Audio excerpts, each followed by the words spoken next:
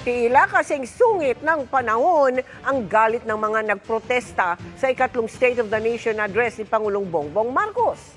Mula sa Commonwealth Avenue sa Quezon City, nakatutok live si June Veneracion. June?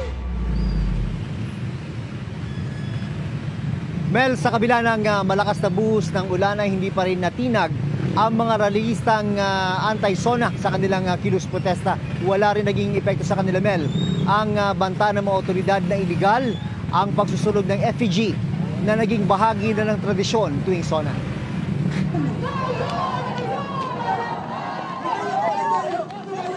Umaga pa lang nagkasunugan na ng effigy ang mga militanteng grupo. Ito ay kahit may paalala ang PNP ilang araw bago ang SONA na ipinagbabawal umano sa batas ang pagsusunog ng effigy. Hapon nang nagsimulang magmarcha ang maraming militante papunta sa lugar sa Commonwealth Avenue na hanggadan ng pwedeng pagkasahan ng protesta. Noon naman bumuhos ang malakas na ulan.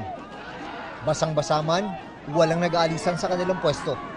Umulan man o umaraw, hindi po kami mawawala dito sa kalsada kasi nga kailangan marinig yung boses ng taong bayan. Para ipaglaban po ang karapatan ng mamamayang Pilipino. Okay lang po. Sakripisyo po.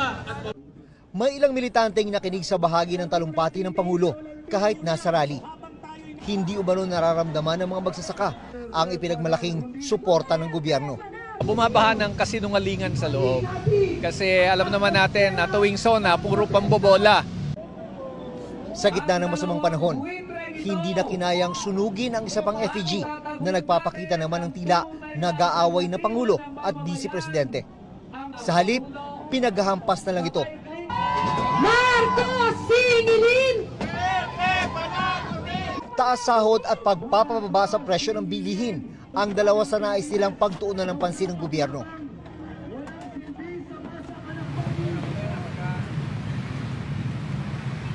Bandang alas 5 ng hapon, Mel, ay kusa rin nag-alisan ng mga ralista pagkatapos ng kanilang programa. Isang oras sa lumipas ay inalista rin yung mga plastic barrier na hinarang sa ilang lane dito sa Commonwealth Avenue kung saan isinagawa nga yung rally. Pero sa kabila niyan ay base dito sa atin nakikita ay mabigat pa rin ang daloy ng traffic hanggang sa mga oras na ito. Mel. Maraming salamat sa iyo, June Veneracion.